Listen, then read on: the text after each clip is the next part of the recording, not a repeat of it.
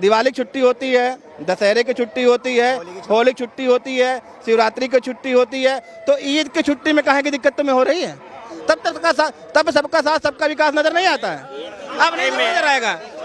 अब इनकी मोह में हो जाएगी, अब हवा निकल जाएगी, अब बोलने पर इनकी हवा निकल जाएगी। और सऊदी अरब में इफ्तिहार पार्टी करके आओ, गपा गप खा जाओ, तब तो ठीक है।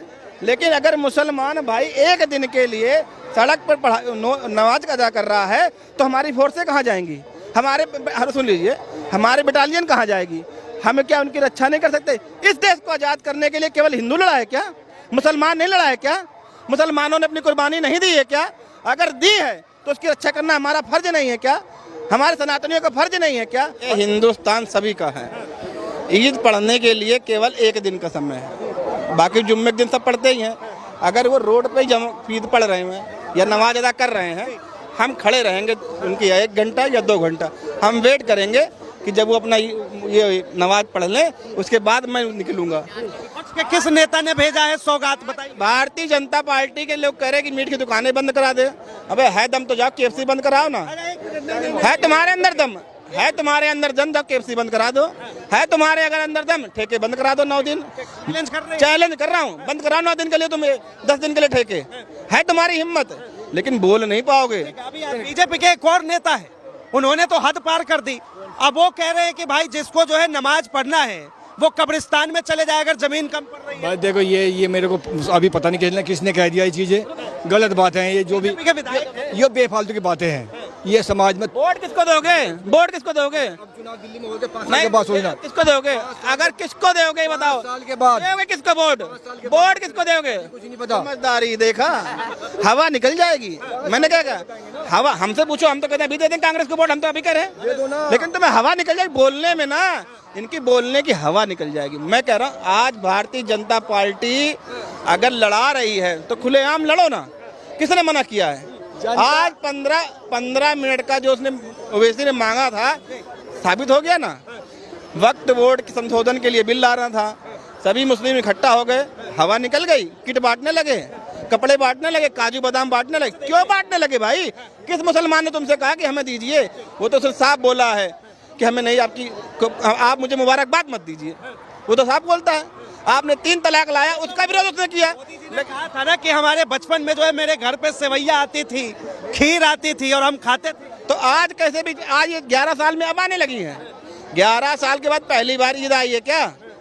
बता दीजिए, पहली बार आई है। तो विपक्ष के किस नेता ने भेजा है सौगात बताइए। भारतीय जनता पार्टी के लोग कह रहे हैं कि मीट की दुकानें बंद करा दे। अबे है दम तो जाओ KFC बंद कराओ ना। है तुम्हारे अंदर दम, है तुम्हारे अंदर दम, जाओ KFC बंद करा दो। है तुम्हारे अगर अंदर दम, ठेके बंद करा दो 9 दिन। तुम्हारी काटना नहीं ना बीप करना। चैलेंज कर रहा हूँ, बंद कराओ 9 दिन के लिए, तुम 10 दिन के लिए ठेके। है तुम्हारी हिम्मत, लेकिन बोल नहीं पाओगे। अभी आता हूँ। देखिए कह रहे हैं कि भाई मीट की दुकान बंद करवा रहे हो, ठेके भी साथ में बंद करवा रहे हो। देखो मीट की दुकान कोई सेंटर गवर्नमेंट या दिल्ली गवर्नमेंट बंद नहीं करवा रही। एक विधायक अपना दिमाग का चला, जो उन्हें चुनाव के टाइम वादा किया था बंद करवाए, उसको जो जिसकी दुकान बंद करेगा उसको नुकसान भी वही भरे, हम वही भी भरे। अरे भाई जिसका नुकसान होगा।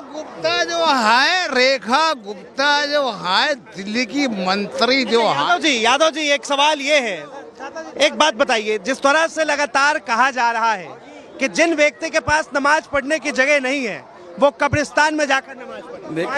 भाई रेखा ये एक मिनट नहीं, ये हिंदुस्तान सभी का है।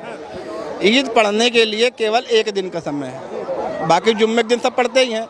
अगर वो रोड पे ईद पढ़ रहे हैं या नमाज अदा कर रहे हैं, हम खड़े रहेंगे उनकी 1 घंटा या 2 घंटा। हम वेट करेंगे कि जब वो अपना ये नमाज पढ़ लें, उसके बाद मैं निकलूंगा। एक दिन के अंदर ऐसी कौन सी आफत आ जा रही है कि आपको ये रोड पे चिल्लाना पड़ रहा है, ये कहना पड़ रहा है? ये बातें देश के अंदर हैं।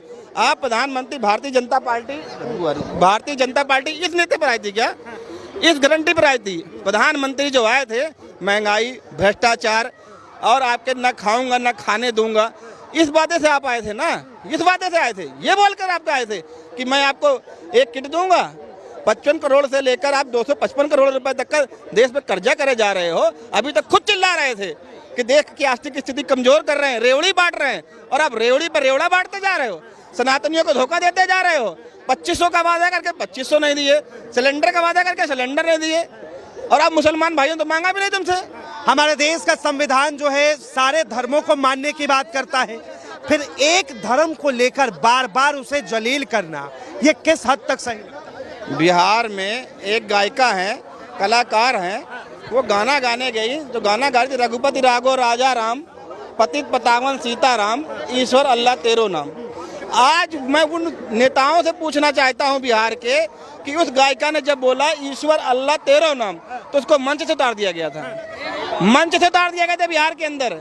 तो आज यही भारतीय जनता पार्टी इन मुसलमानों को सपोर्ट करने वाले तो वहां पर जाएंगे, उनका मुंह में क्या रहेगा? देवकी नंदन महाराज, ठाकुर देवकी नंदन महाराज जो कह रहे थे कि हम किसी भी मुसलमान को मुबारकबाद का शब्द ही नहीं लेंगे, मुबारक उनका मुसलमानों का शब्द है, लेकिन प्रधानमंत्री जी ने तो बोल दिया कि मुबारक हो आपको, और सामान भी दे रहे हैं, किट भी दे रहे हैं। तो फिर ये देवकी नंदन महाराज क्या करेंगे? किस मुंह से ये प्रधानमंत्री को प्रधानमंत्री बोलेंगे? यादव जी क्या कहेंगे? एक तरफ सौगाते मोदी और दूसरे तरफ जो है कविता बोले गलत बोले हैं, जो हमारे गांधी जो लिखे थे वो भी गलत लिखे थे। अच्छा बताइए ईश्वर अल्लाह कैसे एक हो सकता है, ये बताइए हमें। हाँ आप दिमाग लगे, ईश्वर क्या कहता है? सभी जीवों पे दया करिए, सत्य बोलिए, उसके बाद से क्षमा त्याग करुणा की बात करते हैं, और इनमें नहीं ऐसी कोई। अल्लाह क्या कहते हैं? अब देख लीजिए आपके सामने, कुर्बानी दी जाएगी, खाई जाएगी, बताइए जीव हत्या हो रहा है कि नहीं हो रहा है? कलकत्ता में काली देवी का मंदिर है, काली माता का मंदिर है कि नहीं? बताओ, कुर्बानी चढ़ती कि नहीं चढ़ती है? नहीं, काली माता जो कुर्बानी चढ़ी वो सनातन धर्म के खिलाफ है। हमारे आप काली माता को मानते कि नहीं मानते हैं? मानता हूँ, लेकिन जो वहाँ पे चल रहा है पर कैसी इनके हमारे नहीं मतलब इनके अंदर झूठ बोलना भी नहीं आता। हमें हमारे धर्म में जो कुछ है वो हमारे लिए कबूल है। कि छुट्टी होनी चाहिए नहीं होनी चाहिए? ईद की छुट्टी किस बात की? सरकारी गवर्नमेंट की छुट्टी नहीं हो रही, किस बात की ईद की छुट्टी? ईद मनाने वाले कम से कम परसेंटेज लोग हैं। हाँ दिवाली में कितना दिन का छुट्टी देता है गवर्नमेंट? 1 दिन या 2 दिन के लिए, ठीक है। और इसके बाद से जो 25 दिसंबर आता है क्रिश्चियन का पूरा। कितनी उम्र है? 32 चल रहा है। 32 चल रहा है। इससे पहले आपने देखा होगा स्कूल में तमाम जगहों पर ईद की छुट्टी होती है नहीं होती? हमको तो आज तक इस कंपनी में नहीं मिला ईद का छुट्टी। और बताइए, ये नोएडा वाली बात कर रहा हूँ जहाँ हम लोग जॉब करते थे। सरकारी दफ्तर में सरकारी की दफ्तर क्या जरूरत है? जिसको ईद चाहिए वो जाए घर छुट्टी ले ले, सबको देख क्या करना है बताइए। हाँ कहने कि भाई सबको लेके क्या करना है? इनको बता तो भाई आज इनसे मैं ये पूछना चाहता हूँ, अगर सबके लेकर नहीं चलना है तो सबका साथ सबका विकास का नारा झूठा था कि नहीं झूठा था? सबका साथ सबका विकास का नारा सत्य है। मोदी जी कभी भी किसी के खिलाफ नहीं हुआ। क्या बात है भाई? दाल आटा आलू प्याज महसूस सबको बराबर दिया जा रहा है, किसी को कम नहीं दिया गया। ठीक है, अगर सबको साथ दिया जाता है, अरे सुन तो लो, दिवाली की छुट्टी होती है, दशहरे की छुट्टी होती है, होली की छुट्टी होती है, शिवरात्रि की छुट्टी होती है, तो ईद की छुट्टी में काहे की दिक्कत तुम्हें हो रही है?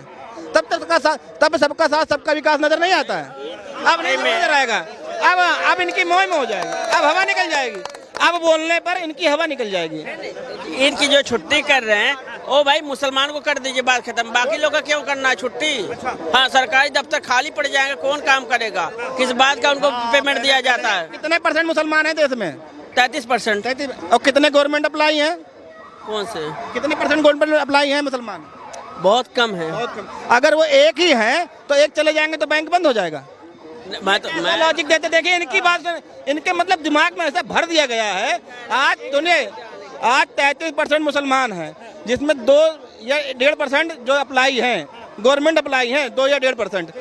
मान लीजिए एक बैंक के अंदर एक मुसलमान अप्लाई है तो वो चला जाएगा तो बैंक हमारा बंद हो जाएगा, या स्कूल के अंदर वो पढ़ा रहा है तो चला जाएगा तो बंद हो जाएगा, या रेल के अंदर वो मुसलमान अप्लाई है वो तो रेल बंद हो जाएगी। मतलब लॉजिक भी इतना गंदा देते हैं कि दिमाग में गलत। मैं कह रहा हूँ मुसलमान की छुट्टी होनी चाहिए, मैंने कहा मुसलमान की छुट्टी हो जाए, बाकी आ गए रास्ते पर।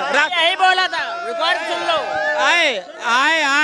आएंगे। अच्छा सर एक बात बताइए। अरे ठीक है सुना देंगे। एक बात बताइए, कहा गया है कि जिनके पास नमाज पढ़ने की जगह नहीं है वो कब्रिस्तान में जाकर नमाज पढ़े। क्या मस्जिद कम पड़ गया भारत के अंदर? हाँ, वही पूछ रहे हैं। मस्जिद के अंदर पढ़। सड़क पर जो नमाज पढ़ना चाहते हैं, जिनके पास जगह नहीं है, वो कब्रिस्तान में जाकर। मैं कह रहा हूँ कब्रिस्तान में क्यों, मस्जिद कम पड़ गई है इस तरह की बयानबाजी होनी चाहिए। भाई। अगर सड़क पे हमारे मोदी जी इतने अच्छे, सभी के बारे में अच्छा सोच रहे, गलत नहीं सोचे, रोड पे आप नमाज पढ़ोगे, बाय देखो कोई गाड़ी ब्रेक फेल होगा, कुछ भी चढ़ा चला जाएगा, 10-20 लोग मर गए, कौन जिम्मेदारी लेगा? कौन जिम्मेदारी लेगा? फिर मैं इनसे कहूँगा कि हम जब 33 करोड़ का रक्षा नहीं कर सकते हैं तो विश्वगुरु कैसे बन गए? आज 33 करोड़ आदमी हमारे देश में है और हम 120 करोड़ होने के बावजूद भी अगर उनकी रक्षा नहीं कर सकते हैं तो फिर विश्वगुरु कैसे हो गए? डंका कैसे बज रहा? सुनो मेरी बात सुनो।